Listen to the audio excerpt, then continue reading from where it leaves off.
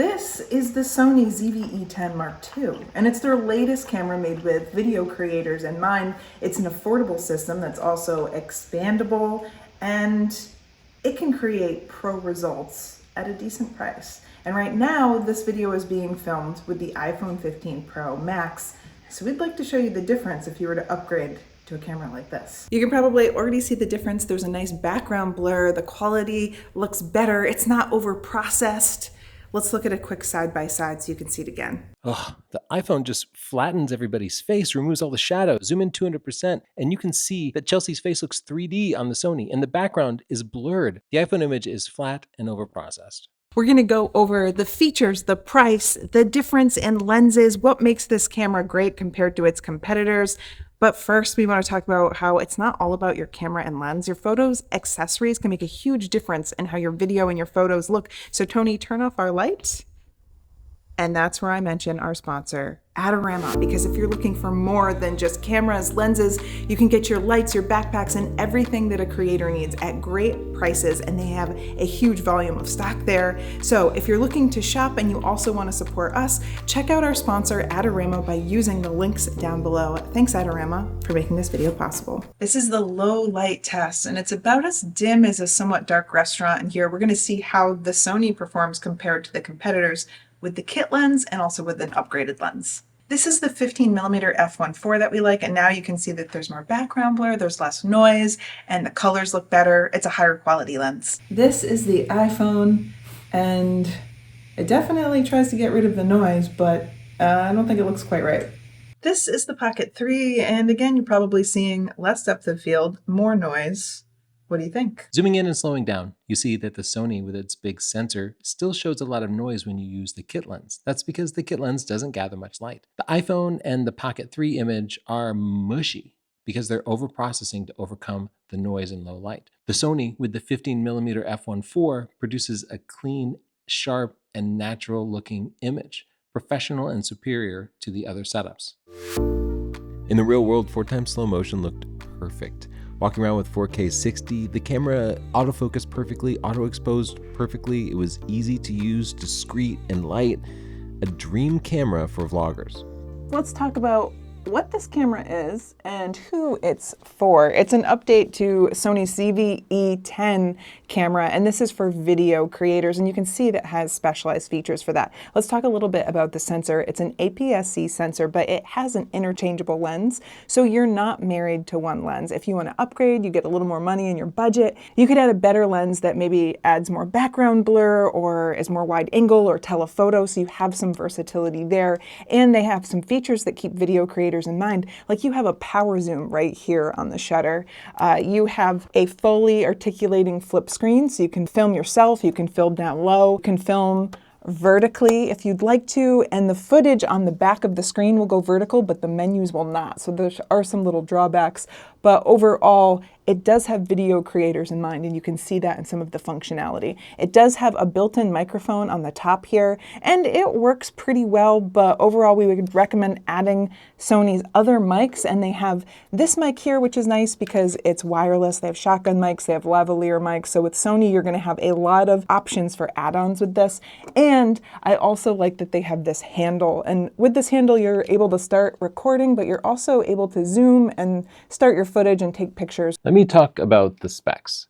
This has a 26 megapixel sensor, the same sensor that they have in the Sony a6700 that allows it to record 4K footage at up to 60 frames per second. But if you do 60 frames per second, it will have a 1.1 times crop. But that's hardly noticeable. 4K 30 is full width, and it will go up to 120 frames per second in HD if you want 4 times slow motion. Sony's kit lens here is updated to the new version. Well, it's a little bit better, but I think it's optically the same. This lens, the kit lens, is stabilized, but the sensor on the camera is not. So if you plan on doing any walking footage, the kit lens will be great. But if you upgrade to something like this amazing 15mm f1.4 prime that we shot that opening sequence with, I found the footage to be really shaky. And while this camera does have software-based active stabilization, I found that to be jerky and kind of unattractive. So I'd rather either stabilize in post or put it on a gimbal or better yet, just use the optically stabilized kit lens that it comes with. I've been actually shooting production videos with this, and the autofocus has been 100%. It's what we expect from Sony cameras. It locks onto your eye and works perfectly. You can put it into product showcase mode, and if you hold something at the camera, it will actually focus on it instead of what my Sony a7S III does, where if it can see my face, it leaves the foreground subject out of focus and you actually have to hide. That's why so many creators are hiding behind what they're holding up. You don't have to hide with this. It works just like you would expect it should.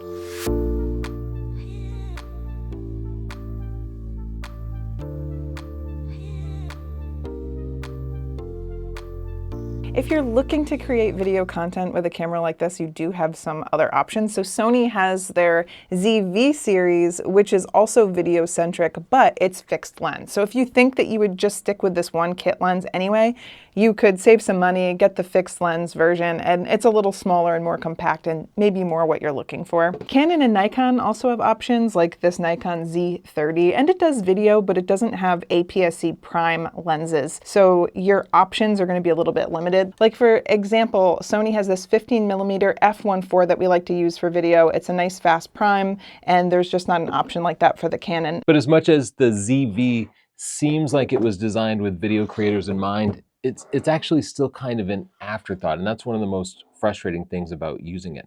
Like, it is designed like a stills camera that's been retrofitted for video. Like, the microphone receiver requires something external to be connected here. It's not built in if you're using a wireless lav. One of Sony's biggest advantages is the hot shoe here, which allows you to connect one of several different types of microphones, including wireless lavs and shotgun mics, that do not require a separate cable. DJI even has a Sony connector for their wireless mic too that we use. That's a big advantage for Sony over, say, Nikon. But DJI has a wireless receiver and the Pocket 3 that connect automatically without any cables or any extra receiver. And it works with two microphones. It's convenient and makes everything fit in the bag a little easier. It's got a tripod mount on the bottom, but nowadays I was told 73% of creators are filming vertical, and there's no tripod mount on the side. So then you have to bust out the bracket that Chelsea is using here, which seems like a totally unnecessary step for something 73% of people will be doing, and it can be done, and you can definitely make this work if you're creating vertical video. But I kind of wish Sony would rethink the form factor and reinvent the camera a little bit to better suit creators. The camera that we've been using when we're on the go and on location is the DJI Pocket 3. And here you can see it in its full travel configuration. It has a whole stand built in, so you don't have to get a second accessory. And look, I can turn it on just by flipping the screen here, and now it's horizontal. Or if I want to do vertical video, I just flip it this way. There's no bracket required. It literally instantaneously flips. And if you decide you want to go a little wider angle, because this is a prime lens, look, they give you a little storage place for the lenses inside the case. So you always have everything you need. One thing, the screen is really small on the Pocket 3. Because the screen is front and center on the Pocket, it's actually easier to see, and it's brighter too. You can see the Sony screen is always partially obscured behind the lens when you're filming yourself. Not only that, but the wireless on this works at a pace of about 10 times faster than that Sony ZV camera. I use that regularly when we're on location and I need to produce a video on my phone. It transfers quickly. With this, I literally could not figure out how to transfer video. It didn't let me sync the video. And I tried connecting this to my phone with a USB-C cable and the videos didn't pop up. Now I'll connect the camera to my smartphone, import the pictures, and only the still photo shows up, no video. With Canon, Nikon, DJI, any other camera manufacturer, if I record a still and a video, connect it to my phone, and there you have it. Both stills and video can be played. It seems like video is an afterthought here. Like, I'm the first person to try to transfer videos to my iPhone because it literally just does not work. And I end up doing things the way I've always done, which is taking the memory card out and transferring it to my Mac that way. And I can do that with this too. But it's nice that this all seems to work. It seems to be integrated, and it seems like they thought out video creators first. But this doesn't have interchangeable lenses. you can't get that nice bokeh. You can't get the same low light performance. So in those ways, the Sony is a big win. It's going to produce better quality video, but you do lose some usability and workflow benefits of the DJI. I will say this also, if you want to take stills, is the better option. Oh, absolutely, yeah. Whichever one of these you decide to get, check out our link here, because Adorama sponsors us so we can bring you unbiased reviews. Check out the ZV-E1, but don't forget that you'll probably also want a cool lens so you can get great effects. The lens we've been filming with it is the 15mm f1.4G lens from Sony. This has a focal length of 22mm equivalent and plenty of bokeh. The background blur looks beautiful, and it's right about that focal length that you want for social media content. And don't forget about your accessories. If you need an L bracket because you're going to be filming vertically with this, Adorama will have that. They will have the light that we showed you in our first segment. They'll have everything that you could possibly need to make your videos and photos. So check them out and use our links down below to support our channel and reviews like these. Thanks, Adorama. Chelsea, who do you think should buy the new Sony ZV-E10 Mark II? Me. I like it. Really? Yeah, I like the styling of it too. I thought it was bold that they went with like the all-white design. I think it looks cool. I like that you have interchangeable lens options, so you can change up how your video looks by just choosing a different cool lens, maybe adapting something kind of funky on there. And I also like that they're starting to integrate features that are better for video people, like vertical video by flipping the screen. It shows up on there, and the little zoom. So I think that it's a nice camera, and I like the system. I like that you can get the handle and put the mic on there easily. Yeah, I think between Canon, Sony, Nikon, Sony is the clear winner for video creators. They've been thinking about this for longer, the lenses, the power zoom, and I shot real production videos with this, and the footage looked fantastic. And being able to change the lenses is everything. I would still sometimes use the Pocket 3 when I'm on the go. But especially if you're doing fixed talking head footage like this, if it's going to be on a tripod, whether horizontal or vertical, the power of those interchangeable lenses, I think, makes this the best deal out there, the very best value. It will be tough to learn.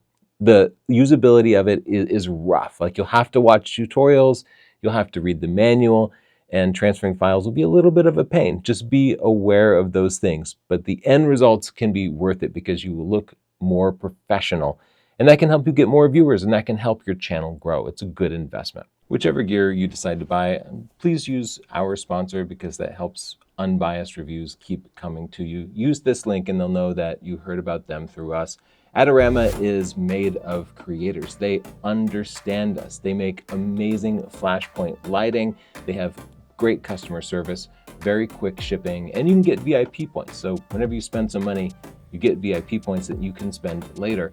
And I just used a whole bunch of my VIP points to save $200 on some gear that I was buying. That's a lot of VIP points, Tony. What have you been buying? I've been buying a lot of stuff. Okay. All right. Let's talk about this later, Tony. No, I'm just kidding. Thanks, Adorama, and thanks all of you for watching. If you want to see more reviews like this, be sure to subscribe and then subscribe again for some reason. Get your mom to subscribe, please. All right. Thanks so much. Bye.